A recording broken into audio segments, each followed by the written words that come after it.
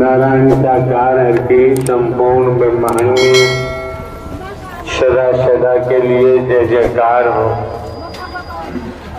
नारायण साकार हर के संपूर्ण ब्रह्मांड में सदा सदा के लिए जय जयकार हो।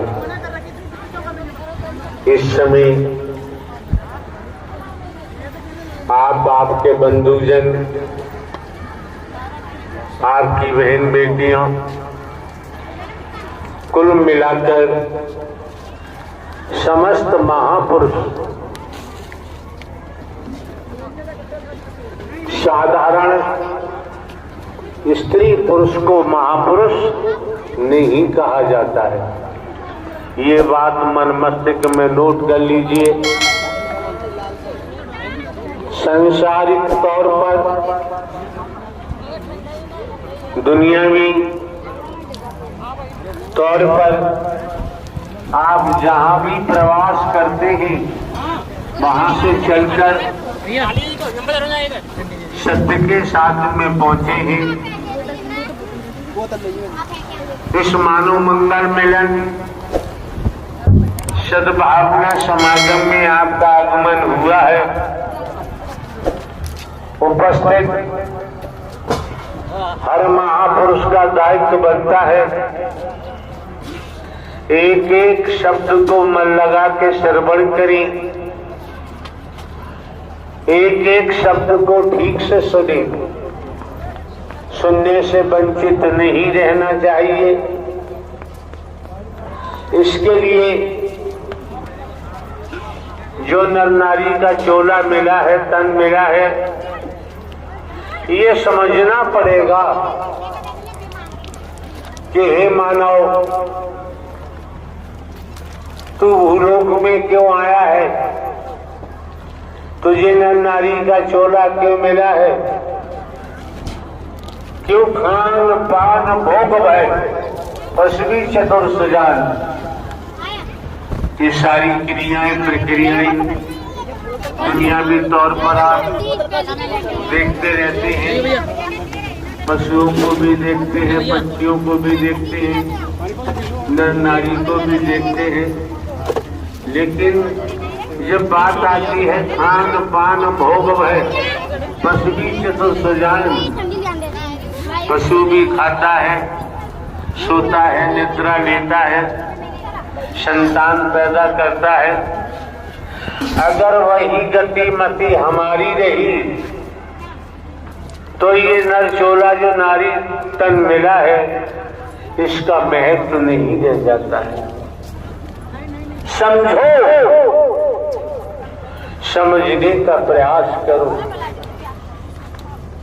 आप लोगों को सद्ज्ञान दिया गया है।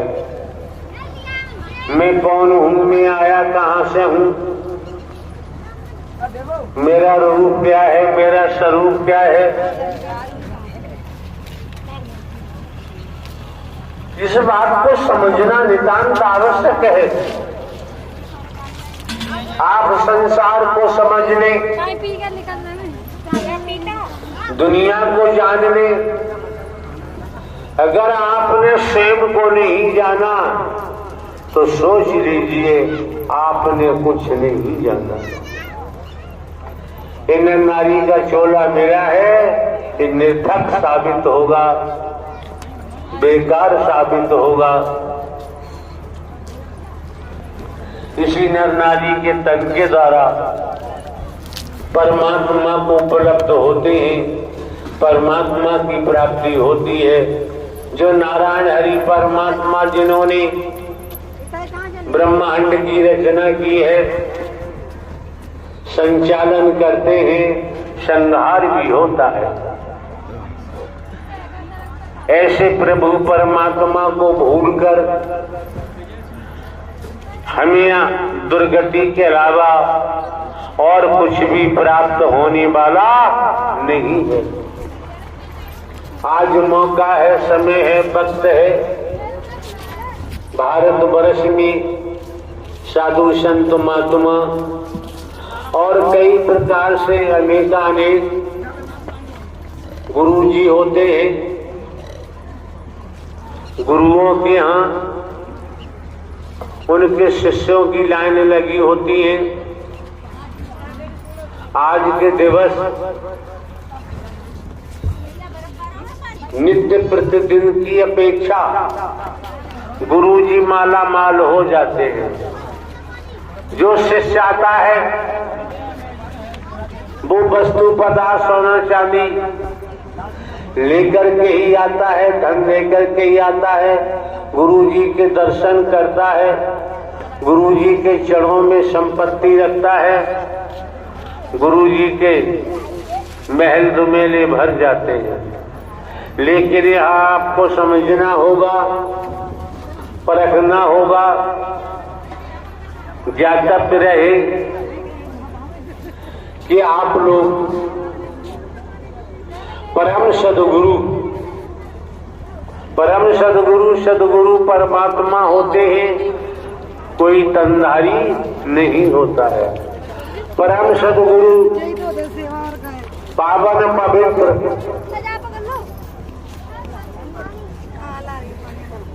जो ये महाआयोजन महापुरुषों ने कराया है,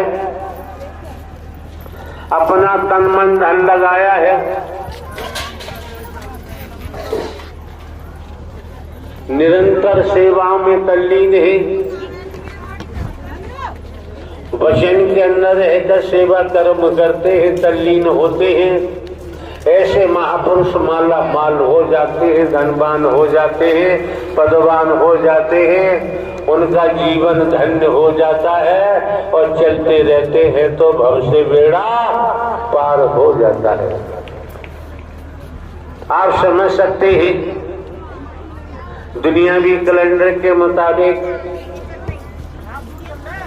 शहर आगरा, नगर आगरा में हमको दुनियावी कैलेंडर के मुताबिक कई वर्षों के बाद आने का मौका मिला है। कारण क्या है? 20 वर्ष से हमारे द्वारा जो आप लोगों को सद्ज्ञान दिया, जो शिक्षा दी, जो संदेश आपके घरों तक पहुंचाया, निःशुल्क निस्वार्थ, भेदभाव रहित,